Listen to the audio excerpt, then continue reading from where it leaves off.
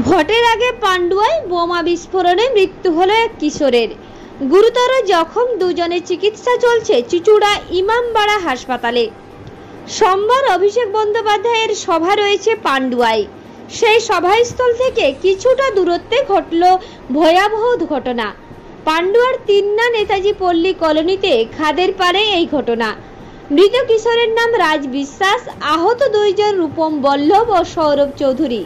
প্রত্যেকেরই বয়স 11 থেকে 13-র মধ্যে।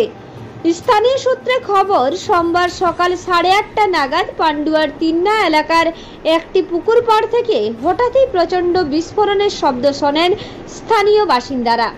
তড়িঘড়ি পুকুর পাড়ে ছুটে এলে তারা দেখতে পান 3টি বাচ্চা গুরুতর জখম অবস্থায় পড়ে রয়েছে।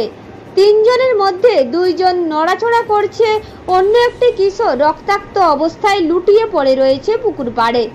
জখম 3 কিশোরকে তড়িঘড়ি পান্ডুয়া গ্রামীণ হাসপাতালে নিয়ে যাওয়া হয়।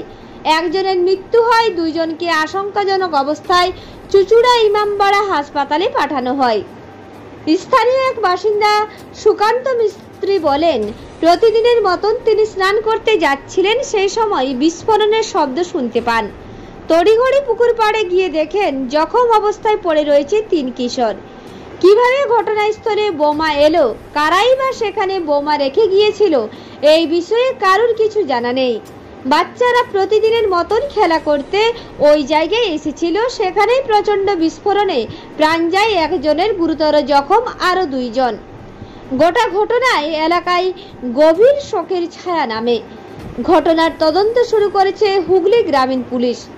এই ঘটনার পর থেকে প্রশ্ন উঠতে শুরু করেছে নিরাপত্তা নিয়ে। ভোটের আগে এই ধরনের বিস্ফোরণ, প্রাণহানির ঘটনায় ওয়াকিবহল মহল প্রশ্ন, কে বা কারা কি উদ্দেশ্যে বোমা রাখলো তা খতিয়ে বের করুক পুলিশ। নির্বাচন ঘোষণা হওয়ার পর থেকে বিভিন্ন জায়গার নাকা তল্লাশি চলছে, তারপরও কি করে বোমা বিস্ফোরণ হয় তা নিয়ে প্রশ্ন উঠছে। বিশেষত অভিষেক বন্দ্যোপাধ্যায়ের মতো একজন হাই প্রোফাইল রাজনীতিবিদের সভার অকুস্থলে এই ঘটনা নিরাপত্তার ফাঁকটাকেই আঙুল দিয়ে দেখিয়ে দিল। ঘটনার খবর পেয়ে পান্ডুয়ায় উপস্থিত হন হুগলি বিজেপি প্রার্থী লোকেশ চট্টোপাধ্যায়, তৃণমূল নেতৃত্ব হাজির হন। শুরু হয় দোষারোপের পালা। এই রক্তের ওপর দিয়ে অভিষেক বন্দ্যোপাধ্যায় আজকে আসবে। বাচ্চার রক্তের ওপর দিয়ে যাকে মেরে ফেলা হয়েছে, আজকে অভিষেক বন্দ্যোপাধ্যায় রক্তের ওপর দিয়ে হাঁটবে। আসার আগে এত বড় বোমা বিস্ফোরণ, আজকে এখানে সবাই যারা এসেছেন, সবাই যারা আছেন, আজকে কোথায় পৌঁছেছে আমাদের যে ভোট 20 তারিখ, আর তার আগে এত বড় একটা বিস্ফোরণে আজকে একজনের পুরো নাড়ি ভুড়ি, একটা বাচ্চার নাড়ি ভুড়ি বেরিয়ে গেল।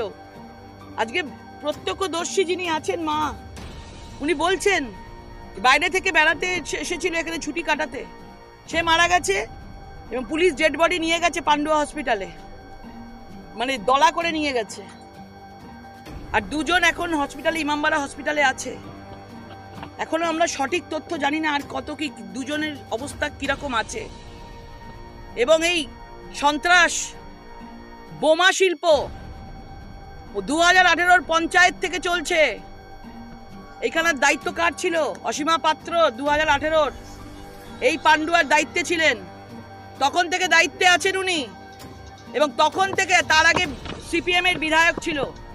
কিন্তু এত বারবার বোমা, এত বারবার সন্ত্রাস এই হুগলির বুকে, এই পান্ডুয়ার বুকে দেখা যায়নি, যা আজকে প্রমাণ করলো। একদিকে সন্দেশখালী, তারপর মুর্শিদাবাদ, তারপর হুগলির বুকে বোমা পাওয়া যাচ্ছে। মায়েদের কান্না কি মমতা বন্দ্যোপাধ্যায় শুনতে পাচ্ছে? এত মায়েরা আছে, কেউ শুনতে পাচ্ছে? এই রক্তের ওপর দিয়ে হেঁটে যাবে অভিষেক বন্দ্যোপাধ্যায়, কি বলবে? বিজেপির সন্ত্রাস বলে কাটাবে তো? আজকে চারিদিকে বোমা। আজকে পুলিশ নিজে বলছে যে ওদিকে যাবেন না, আরো বোমা উদ্ধার হচ্ছে, জায়গা সেফ নয়। তার মানে এইসব চারিদিকে বোমা রয়েছে। আপনারা ভাবুন, মমতা বন্দ্যোপাধ্যায় স্টেজের মধ্যে দাঁড়িয়ে বলছেন সব সিজ করা হচ্ছে, আর সন্দেশখালীতে অস্ত্রের ভান্ডার, হুগলিতে বোমার ভান্ডার পাওয়া যাচ্ছে, বোমা শিল্প তৈরি হচ্ছে। মানুষের ওপর এদের বিশ্বাস নেই, এরা বোমা দিয়ে ভোট করাতে চাইছে। সব এনআইএ তদন্ত হওয়া উচিত। এনআইএ তদন্ত এক্ষুনি যদি অ্যারেস্ট না হয়, যদি অ্যারেস্ট করা না হয়, 20 মে কেন, যতক্ষণে অ্যারেস্ট হবে এখানে ধর্নায় সবাই আমরা বসবো, সবাই ধর্নায় বসবো। অ্যারেস্ট করতে হবে। আমাদের কাছে ভোট আগে নয়, আমাদের কাছে মানুষের প্রাণ আগে, মানুষের প্রাণ আগে, বাচ্চার রক্ত। আমি কোলে বাচ্চা দেখাবো, নেব, আর রক্তের ওপর দিয়ে হাঁটবো, বোমা দিয়ে বাচ্চাগুলোকে মেরে ফেলবো। এটাই এখানকার শিল্প। কি বলবো আপনাকে? আপনার ছেলে? ওই যে আমার ছেলে, ওই আমার ঘটনা ঘটেছিল। আরে ঘটনা ঘটেছিল আমরা কিছু জানি না, তবে একটা আমাদের একটা অসুবিধা কি ছিল, তো মিটে গেছে ঝামেলা। আমাদের পাড়ার একটা ছেলে আমার বউকে বিয়ে করেছে, বুঝলেন তো? ঠিক আছে। আমি সকাল 8:30 থেকে 9:30 নাগাদ একটা প্রচণ্ড মানে বিভৎস আওয়াজ হলো। এবার আমরা বাইরে বেরিয়ে দেখি খাদের পাড়ে বোম বাস্ট। আশা করি মানে মনে হয় এটাই হয়েছে। আর 3জন বাচ্চা ওইখানে খেলা করছিল, ওদের মাধ্যমে কিছু হয়েছে, ওদের হাত লেগেই। আর এত বিভৎস জোরে আওয়াজ হয়েছে, গিয়ে আমরা ঘর থেকে বেরিয়ে দেখছি ওরা 2জন উঠে এসছে, 2জন খুবই খারাপ অবস্থায়। একজনের তো পুরো হাঁটুর নিচ থেকে একদম পুরো ফ্র্যাকচার হয়ে গেছে, মানে বাস্ট হয়ে গেছে। আর একজনের হাত নেই, মানে পুরো বডির নিচের অংশটা পুরো ফ্র্যাকচার হয়ে গেছে। আর একজন ওইখানেই একদম টিভি দেখছিল, তখন ওই টিভি দেখতে দেখতে চট করে আমাদের বাড়ির পাশে একটা ছেলে সন্টু নাম, ছোট বাচ্চা, একসঙ্গেই পড়াশোনা করে, ও ডেকেছে, ও চলে এসছে পিছনে পিছনে। আমি আসবো, আমি এবার ভাত বসিয়েছি, তা বলছি একটু বাদে যাচ্ছি, মানে আমি রান্নাঘরে ঢুকতে একটা বোমের আওয়াজ হলো, চট করে ছুটে যেয়ে দেখে আমার নাতি হাতটা নেই। আর ওই ঝন্টুদের বাড়ি, দেবাদের বাড়ির পাশাপাশি এই জিনিসটা আমার বৌমাকে নিয়ে গেছে দেবা, ওই এই কেস করেছে। এইখানে বোম ওই পাড়ায় আমি এতদিন গেছি, কোনোদিন আজ পর্যন্ত দেখিনি এই ধরনের মানে সমস্যা, দেখিনি কোনোদিন, বিপদ আপদ দেখিনি আমাদের পাড়ায়। কজন বাচ্চা হয়েছে এরকম? 3-4 জন হয়েছে। আমি তো আমার নাতিকে নিয়ে চলে এসেছি। কি নাম আপনার নাতি? রূপম বলল। রূপম বলল আপনার নাতি হয়? হ্যাঁ। বহুল এলাকায় বোম। দেখুন, আমি ছোট থেকে এখানে বড় হয়েছি, তো কোনোদিন আজ পর্যন্ত এইসব আমরা শুনিনি। আমাদের এরিয়াটা খুব শান্ত, জীবনই শান্ত প্রকৃতির, আর মানুষগুলো যথেষ্ট ভালো। এইভাবে কোনোদিন আমরা মাথায় আজ পর্যন্ত আসিওনি। তো আমার বাড়ি অনেকটা দূরে এখান থেকে। তো ঘটনা হচ্ছে কি, দূর থেকে আমার একটা ফোন এলো যে এরকম এখানে বোম বাস্ট হয়েছে, নাকি হয়েছে।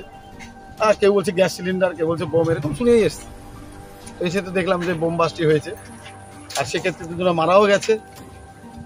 আর এটা খুবই প্যাথেটিক, গ্রামবাসী মানে সবই অবস্থা খারাপ। দেখুন, যাদের মারা গেছে, একজন বেড়াতে এসেছিল। ঘটনাটা কি ঘটে? ঘটনা বোম বাস্ট হয়েছে পুকুর পাড়ে, এই খাদের পাড়ে। মজুদ ছিল কিনা সেটা তো আর আমরা বলতে পারি, কারণ আমরা তো আর ওখানে ছিলাম না। এখানে এসে যেটা দেখা গেছে যে ওইখানে বাচ্চারা নাকি খেলাধুলা করছে, ছোট বাচ্চারা। আমি চান করছিলাম, বাথরুমে ছিলাম, দেখলাম দুম করে একটা আওয়াজটা এত বড় মানে আওয়াজ হলো। আমরা তো বোম ফাটালে তো বুঝি যে কী বোমের আওয়াজ। এগুলোই সেই বোম যেগুলো সেই আক্রমণ করা হয়, যে বোম বেশি।